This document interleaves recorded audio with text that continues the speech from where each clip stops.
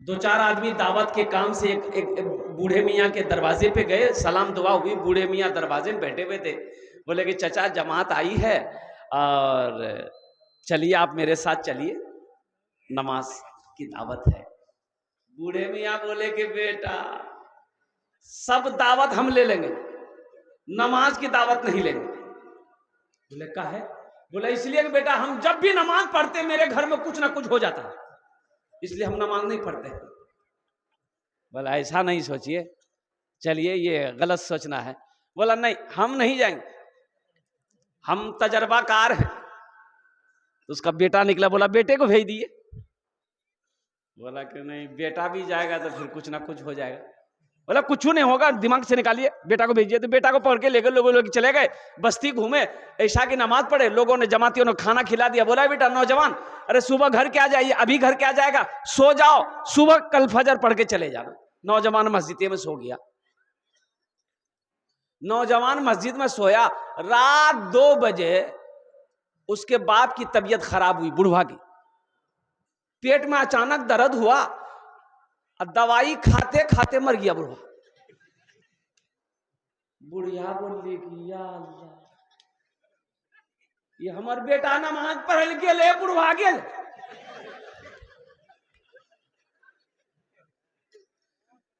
एक आदमी को दौड़ा दौड़ा के भेजा, मस्जिद से निकाल के ले आओ भाई, मेरा बेटा को लेकर के आओ। बेटा को बोला कि ले आया, वो वक्त भी आया, सारे इंतजाम हो गए, कफन दफन का काम हो गया।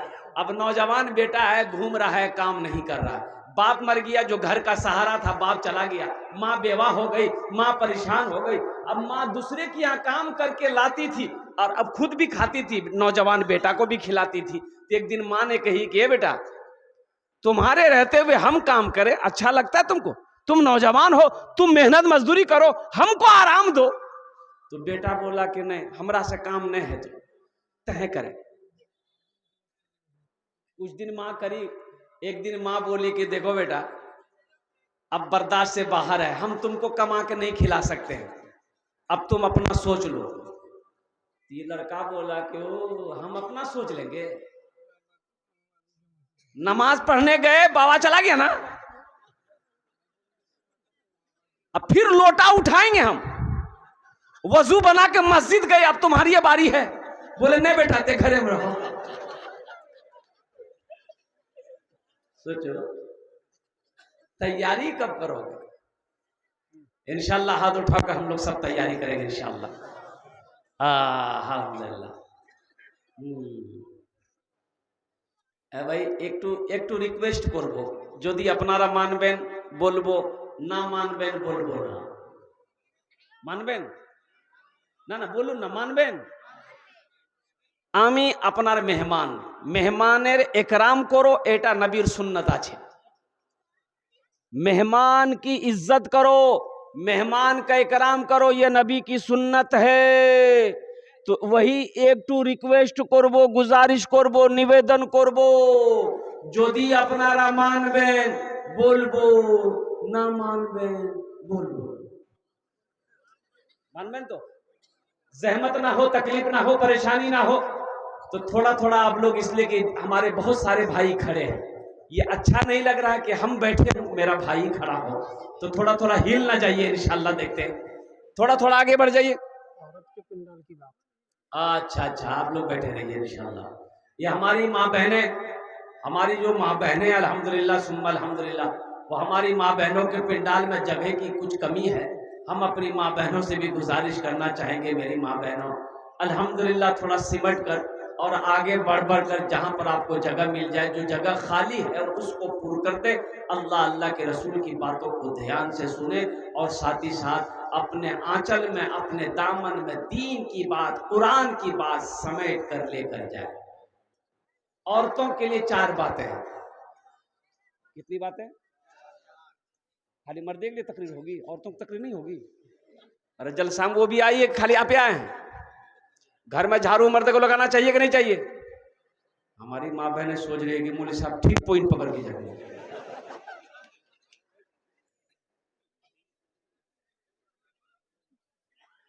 बड़ी साबिरा होती है औरत, साबिरा कहिए, शाकिरा कहिए, साइमा कहिए, सालेहा कहिए, आबेदा कहिए, जाहिदा कहिए, फातिमा कहिए। चिलचिलाती धूप में बैठकर, आंगन में बैठकर खाना बनाती है, भूख लगी है लेकिन खाने में हाथ नहीं लगाती है। वो जब तक अपने शौहर को खाना नहीं खिला देती है, खाने में हाथ नहीं लगाती। बोलो साबिरा है कि नहीं? इधर पहले खा लेती है औरत क्या? अरे बोलो भाई। आइए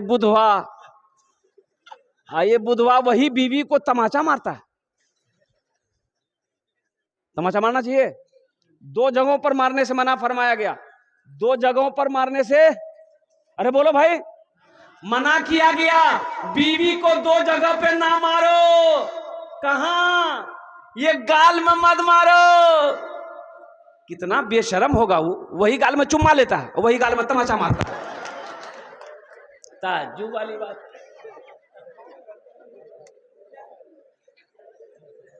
ये पेट में मत मारो, ये नाजुक जगह है। शरीयत ने इजाजत दिया है मारने का। कब मारने का इजाजत दिया है आपको पता भी है? शरीयत ने इजाजत दिया बीवी को मारो। कैसे मारो? कब मारो? हल्का फुल्का मारो। ये कहा है शरीयत ने, उलमा ने कहा हल्का फुल्का मारो, लेकिन कब मारो? सुनो तो सुनो, कब मारोगे बीवी को? पहले बात को सुन लो। उलमा ने कहा बीवी बात नहीं मानती है, बीवी कहना नहीं मानती है, पहले मोहब्बत से समझाओ। अगर वो ना माने, उसके हाथ का खाना बनाया हुआ खाना छोड़ दो कि नहीं तोर हाथ का खाना नहीं खाऊ, तेने बात समझे जा नहीं खाऊ। वो समझ जाए तो बहुत अच्छा, ना समझे तो उससे बिस्तर अलग कर लो। बिस्तर अलग कर लो। फिर भी ना समझे तो उसके मैके से 10 आदमी को बुलाओ, 10 आदमी अपने यहाँ का, 20 आदमी मिलकर उसको समझाए। फिर भी ना समझे, हाँ, हल्का फुल्का मारो। हल्का फुल्का किसको कहते हैं? हल्का फुल्का किसको कहते हैं? ए मुन्ना की मां,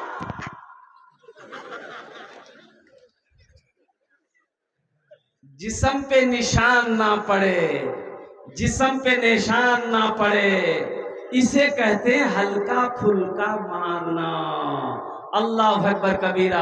इसलिए नौजवानों, मेरे बच्चों, अपनी बीवी के साथ अच्छा सलूक करो। देखो, कुर्बान जाओ, वो कितनी बड़ी अल्हम्दुलिल्लाह साबिरा है कि आप लाख कोशिश कर लीजिए, उसके शौहर का नाम पूछ करके लाख कोशिश कर लीजिए, वो अपने शौहर का नाम नहीं बताएगी। बोलिए बात सही है कि गलत है? बोलिए, बताएगी? अरे शौहर का नाम लेती है? काहे नहीं लेती है? तो एक औरत से मैंने पूछ लिया कि चच्ची, वो मेरी चाची थी, हमने पूछा कि चाची, ये आप लोग अपने शौहर का नाम काहे नहीं लेते हैं? बोली हाँ, निकाह टू दीजिए जी। बाप, ये सबसे बड़का मुफ्ती है जी। शौहर का नाम लेने से निकाह नहीं टूटता है, निकाह में कोई फर्क नहीं आता है। एक बीवी जरूरत के मुताबिक अपने शौहर का नाम ले सकती है, लेकिन हमेशा शौहर का नाम ले लेकर शौहर को पुकारना ये बेअदबी है, इसलिए मना किया गया है। एक औरत नमाज पढ़ रही थी, उसकी एक सहेली उससे मिलने चली गई, पड़ोस की औरत मिलने चली गई। तो देखी कि औरत नमाज पढ़ रही, तो बैठ गई कि सलाम फेरेगी, नमाज मुकम्मल हो जाएगी, बात कर लेंगे।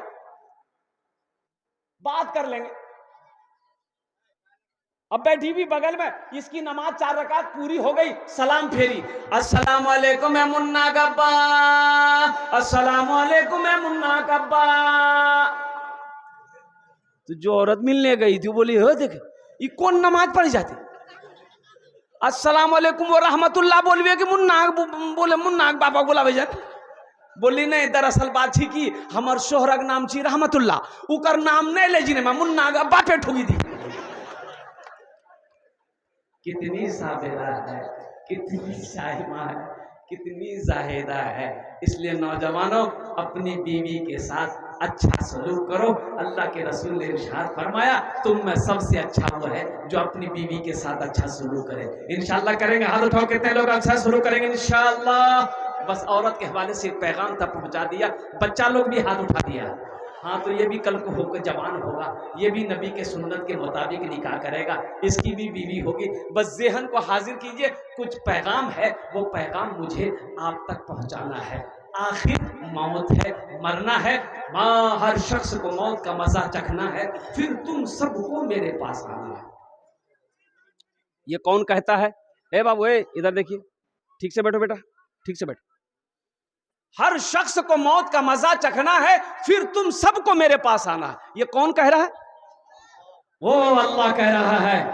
अल्लाह कह रहा है 100 साल ख्वाब देखने वाला, 120 साल की ख्वाब देखने वाला मुसलमानों, एक बात याद रखना, ये माइक हम खरीदने के लिए अररिया जाएंगे, दुकान पर जाएंगे, माइक वाले दुकानदार से कहें मुझे एक माइक चाहिए, वो निकाल कर देगा। हम पूछेंगे इसकी कीमत कितनी है, वो बोलेगा 1000 रुपया। हम उससे फिर पूछेंगे 1000 रुपया हम देंगे, इसकी वारंटी कितनी है, गारंटी कितनी है? तो दुकानदार बोलेगा 6 महीना। कितना बोलेगा? 6 महीना गारंटी दुकानदार दे रहा है। अब दुकानदार से लगे हाथ, आप पूछिए किसकी गारंटी दे दिए हो, तुम्हारी कितनी गारंटी है?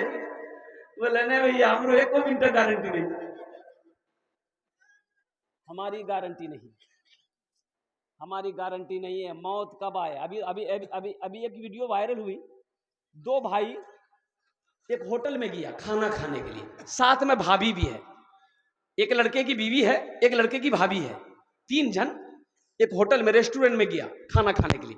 ऑर्डर दिया, दोनों भाई दोनों तरफ कुर्सी लेकर लगा के बैठा, नौजवान लड़का था, एक तरफ उसकी बीवी बैठी, और खाना वेटर लेकर आया। ये लड़का मोबाइल चला, दोनों भाई अपना मोबाइल चला रहा था कुर्सी में बैठकर, आगे में टेबल लगा हुआ है।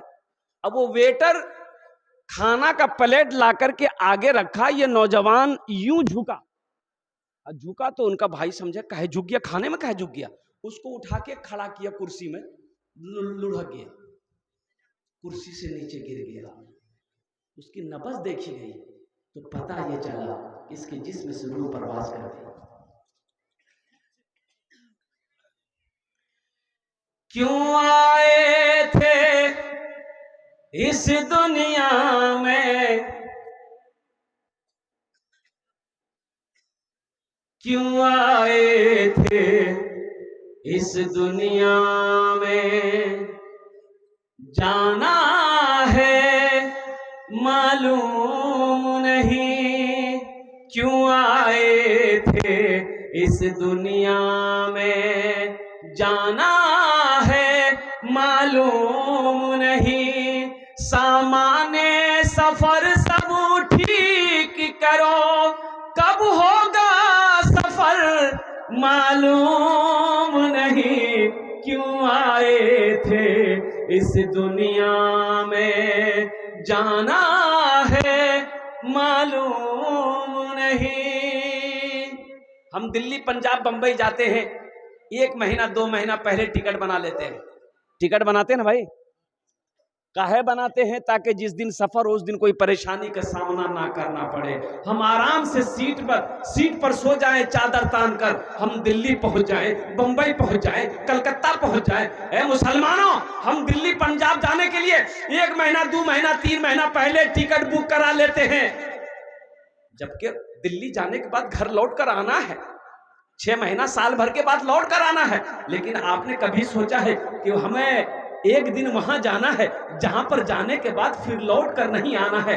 तो वहां का टिकट कब बनाना चाहिए, कितना दिन पहले बनाना चाहिए? बोलो भाई।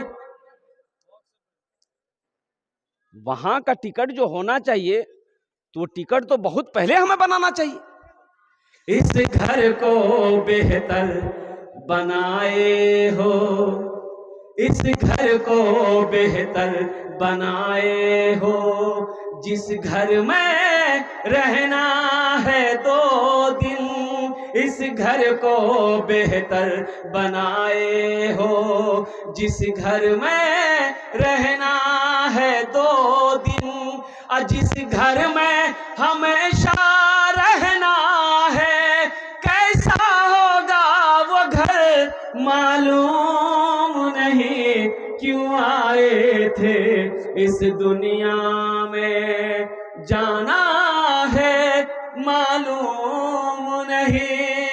सामाने सफर सब ठीक करो, कब होगा सफर मालूम नहीं, क्यों आए थे इस दुनिया में।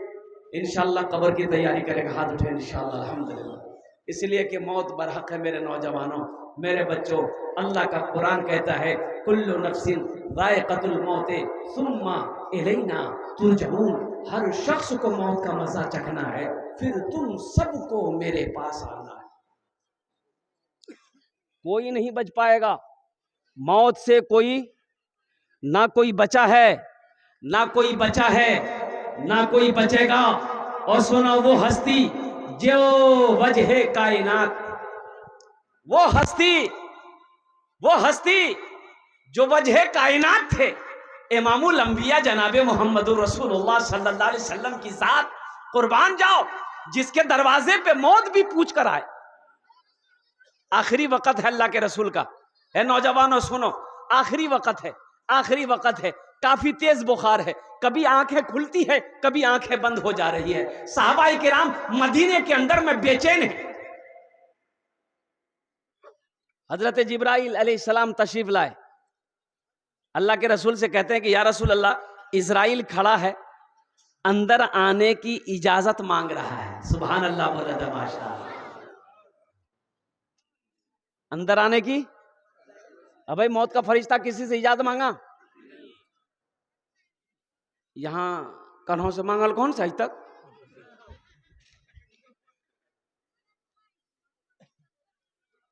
एक आदमी ट्रेन में जनरल बोगी में, जनरल बोगी जानते हैं ट्रेन में, एक सीट पे सोया हुआ था, सो गया। एक आदमी आया, बोला भैया थोड़ा सा उठिए, बैठने की जगह दीजिए। तो बोली तुम पहचानते हो हम कौन है? बोले बाप खतरनाक आदमी ही हो। वो बेचारा चला गया, बोला नहीं उलझना नहीं है। दूसरा आदमी आया, बोला कि भाई थोड़ा उठ के बैठिए, बैठने दीजिए, किसी को बैठने भी ना मिले, आप सो के जा रहे हैं। उसको भी बोला तुम पहचानते हो हम कौन है? वो भी चला गया। तीसरा आदमी आया, वही बोला कि भाई उठ के बैठिए थोड़ा सा। तो उसको भी बोला तुम पहचानते हो हम कौन है?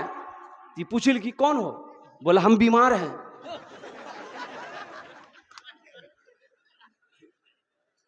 बात समझा लाला? तो इसलिए बीमारों से ना उलझो।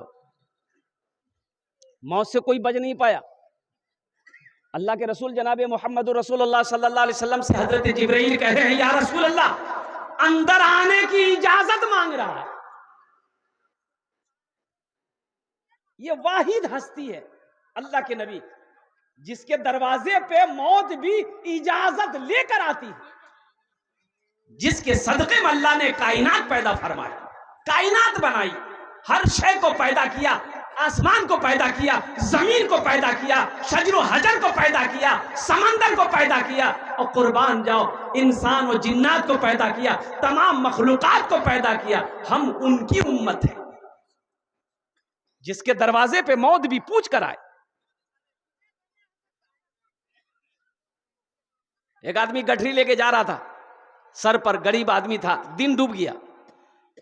तो बस्ती से बाहर ना अंधेरा था, वो जा रहा था, ठोकर लगी, गिर गया। बोझा जो सर का बोझा था ना, वो बोझा, अरे की लागी बोले बोझे ना बोले जाओ, वो गिर गया, चोट लगी। बोला ए अल्लाह कितना गरीब बने लाते हैं, ए अल्लाह कमावे जी नहीं थे, खाना नहीं मिले जी, मौत भेजी तक हम मरीज। वो तो उसी बस्ती का मन चला लड़का था, वो सोचा कि हो मरने की दुआ मांग रहा है। अच्छा रुक थोड़ा बताओ, ये काल